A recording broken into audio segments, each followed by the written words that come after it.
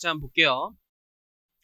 다음은 18년도에 A에 입사한 생산직 근로자가 나왔네요. 공장에서 일하고 계시고 거주자 갑의 급여 내역이래요. 19년도 기석 총급여액을 계산한 것으로 옳은 것이네요. 단서지문 봤더니 직전 과세에 의한 총급여액이 2,500 이하다라는 단서지문이 있네요. 그럼 생산직 근로자 요건 충족, 총급여의 2호 이하 요건 충족, 월정액 급여가 210 이하인지 따져보면 이제 연 240만원의 비과세를 따질 수 있겠죠. 월정액 급여를 먼저 계산하자예요. 먼저 급여가 1,200만원 받았는데 매달 받았네요. 월정액 급여 당연히 기본급 포함. 상여는 부정기적 수령이니까 포함하지 마시고, 자가운전보조금 특히 주의하자. 지금 갑 소유 차량을 업무 수행에 이용하고 여비를 지급받는 대신에 회사 기준에 따라 받기 때문에 월 20까지 실비 변상적 급여로서 비과세예요. 월 20까지는 실비 비과세예요. 그럼 5만원은 과세죠. 월정액 급여에도 5만원은 포함, 5만원은 포함, 실비는 제외, 실비 중 과세된 급여는 포함. 작업복 15만원은 공장에서 일하고 있고 이거 실비 성격인데 전액 비과세고 매달 받는 뭐 이런 문구가 없죠. 식사대 특히 주의하자. 회사는 무상으로 중식을 제공하며 이미 무상으로 제공하는데 받았다. 전액 과세죠, 참고로. 근데 월정액 급여일 때는 이게 10만원 비과세인 건 아니건 무조건 포함이에요. 무조건 포함. 식대 10만원 매달 받았으므로 포함. 얘는 실비가 아니다. 자녀 보육 수양도 주의하자. 6세 이하인 5세 자녀 보육과 관련되어 있기 때문에 월 10 비과세인데 20만 넣으시면 안 되고 실비 외 비과세는 전액 넣으시는 거예요. 30. 그래서 월정액 급여 145만원이 정확히 도출돼야 돼요. 얘를 따로 물어봐요, 가끔. 아, 210 이하구나. 210 이하구나. 그때 연 240까지 비과세 되는 게 양가로 7번이죠. 연장 근로수당. 이거 그냥 시험장에선 지웠으면 된다. 240만원까지 비과세니까. 그리고 이제 총급여액을 다시 차근차근 구하셔야 돼요. 이제 1년치로 계산하자. 급여 1200, 상여금 400 당연히 과세, 자가운전보조금 주의하자. 20까지 비과세니까 5만원 곱하기 12개월 이런 식으로 풀자. 25에서 20 이렇게 차감이 되고, 작업복은 전액 비과세. 아까 공장에서 일하는 작업복 전액 비과세. 식사대는 무상으로 중식을 제공하며이기 때문에 전액 과세예요. 120만원 전액 과세. 자녀보육수당은 5세인 자녀보육과 관련됐을 때 월 10만원까지 비과세. 심지어 자녀가 여러 명인 경우에도 월 10 비과세. 다 구했네요. 이렇게 더하시면 정답 도출되겠죠. 할만하죠? 근로소득 할만하다.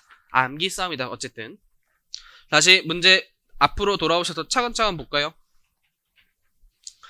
먼저 41번을 좀 보시면 과세 대상 근로소득에 포함되는 것은 이라고 적혀있네요. 1번에 퇴직급여로 제급되기 위하여 회사가 적립한 급여 중 근로자가 선택할 수 없는 것으로서 기획재정부령을 정하는 방법에 따라 적립되는 급여는 추후 퇴직소득으로 과세되기 위해서 근로소득에 포함하지 않는 항목이죠. 2번에 만기의 종업원에 기속되는 단체 환급보장성보험의 환급금, 얘가 근로소득에 포함이네요. 3번에 임원이 아닌 종업원이 회사 소유 사택을 제공받음으로써 얻는 사택 제공 이익이 나왔다. 주의하실 거, 종업원이기 때문에 근로소득에 포함하지 않는 것이죠. 포함되려면 대주주인 출자임원, 대주주인 출자임원. 네, 시험 내에선 대주주라는 표현보다는 소액주주 아닌 출자임원 이렇게 나올 거예요, 아마. 4번에 임직원의 업무상 과실로 인한 손해배상금 청구를 지급 사유로 손해배상 보험료를 회사가 부담하는 경우, 원래 종업원 수익자로 하는 걸 회사가 부담했을 때 원칙은 과세, 딱 두 가지만 근로소득에 포함하지 않는다라고 배웠죠. 그중 첫 번째가 요 손해배상 청구 보험료, 가로에 고의중과실 제외라고 나와 있잖아요. 또 두 번째가 단체 환급부 보장 연 70만원 이하의 금액이에요. 그 두 가지는 근로소득에 포함하지 않고 나머지는 과세. 5번에 사원이 업무와 관계없이 독립된 자격으로서 사내 발행하는 사보 등의 원고를 게재하고 받은 대가는 기타 소득으로 과세할 거예요. 추후 논제로 배우자. 그 다음 42번 올해 1차 문제는 한번 풀어볼게요. 다음은 거주자 갑이 19년도 A에 근무하면서 지급받은 급여 등에 관련된 자료이다. 19년도 총급액은 얼마냐라고 나왔네요. 먼저 연간급여 3,000 당연히 과세고 연간 상여 1,000만원 당연히 과세겠죠. 상여 소득처분 금액을 봤더니 A는 19년 3월 20일에 18년 기간의 법인세를 신고하면서 입금 산입한 금액 중 200만원을 갑을 귀속자로 하여 상여로 소득처분하였다. 예, 인정상여죠. 인정상여. 그럼 근로를 제공한 날이 수입시기. 그럼 18년도 수입시기가 되겠죠. 신고일이 아니라 18년도 수입시기니까 더하시면 안 된다. 양가로 4에 급여 상여 외의 갑의 주식 매수 선택권 행사로 인한 이익 1,000만원이 있는데 주식 매수 선택권은 A의 100% 모회사인 B 발행 주식을 예상한 것으로서 5월 5일 행사가 중요한 것이죠. 근무 기간 중에 행사했어요. 따라서 근로소득이고 본처기업의 그 비과세 특례 같은 거 적용하지 말래요. 그래서 1,000만원도 포함. 마지막 5번 연간 급여 외 식대 240 받았는데 구내 식당을 운영하고 있지 않대요. 그리고 식대를 월 20만원씩 받았대요. 이 경우는 월 10 비과세. 그럼 20에서 10만원 이렇게 빼시고 12개월. 너무 쉽다. 그럼 43번은 한번 시간을 드릴 테니까 한번 풀어보세요. 올해 회계사 1차 기출 문제인데 두 회사로부터 받았기 때문에 좀 더 꼼꼼하게 보자요. 43번 한번 풀어보세요. 자, 같이 한번 볼게요. 갑의 19년도 자료이다. A의 회계 담당자로 근무하던 중 7월 1일에 비로 이직을 했어요. 그때 갑의 근로소득 금액물을 받기 때문에 총급액 빼기 근로소득 공제를 구하셔야겠네요. 얘는. 그럼 A로부터 수령한 금액 날짜를 잘 보시면 1월 1일부터 6월 30일까지 6개월이고 B로부터 수령한 금액은 7월부터 12월 30일까지 6개월. 먼저 A로부터 받은 총급여 당연히 포함. 그리고 상여도 당연히 포함. 잉여금 처분에 대한 성과 배분 상여금은 결의일이 18년도여서 18년도 귀속 시기. 그래서 올해는 근로소득 아니고 식대 봤더니 식사를 제공받고 있지 않대요. 그럼 월 10까지 비과세. 숙직비도 실비변상적 급여예요. 전액 비과세. B로부터 수령한 금액 봤더니 급여 1,500만원 당연히 총급액 포함. 식대 봤더니 식사를 제공받음이에요. 그러므로도 돈 받고 있으면 전액 과세죠. 90만원 전액 과세.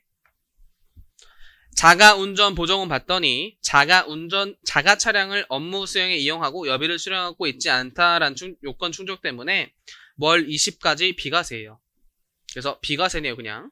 건강검진 보조금, 추석 명절 격려금, 자녀 학비 보조금 모두 근로소득에 포함. 다 더하면 650만원인가 봐요. 그래서 지금 두 회사로부터 받았을 때 각각의 근로소득 공제 적용이 아니라 합쳐서 해당 과세는 받는 총급여에게 근로소득 공제 적용하셔야 돼요. 그럼 이 합계액이 3,640 나오나 봐요. 그럼 시험장에서 좀 빨리 풀려면 3,640을 N뿔에 집어넣으시고 관련 근로소득 공제가 제일 아래쪽 표에서 세 번째 표죠. 1,500초가 4,500 이하 칸이죠. 그럼 이걸 계산기를 흐트림 없이 빨리 이렇게 집어넣으려면 3,500에서 1,500을 먼저 빼시고 거기에 15% 플러스 750 순서만 이렇게 다르게 해서 쳐보세요. 그럼 계산기가 뭔가 끊김없이 쭉 이어질 거예요. 3,500에서 15 빼시고 곱하기 15 더하기 7.5 한 걸 M 마이너스 집어넣으시고 MR 때리면 근로소득 금액이 좀 더 빨리 구해질 것이다. 그래서 M뿔 근로소득 공제가 M 마이너스인데 근로소득 공제 적용할 때 뒤쪽 15% 곱한 산식을 먼저 때리자. 계산기에 먼저 때리자. 이게 시험장 풀이에요. 시험장 풀이. 750부터 넣으면 약간 계산기가 살짝 꼬이죠. 그래서 뒤쪽 산식을 먼저 집어넣는 약간 스킬이 들어가자.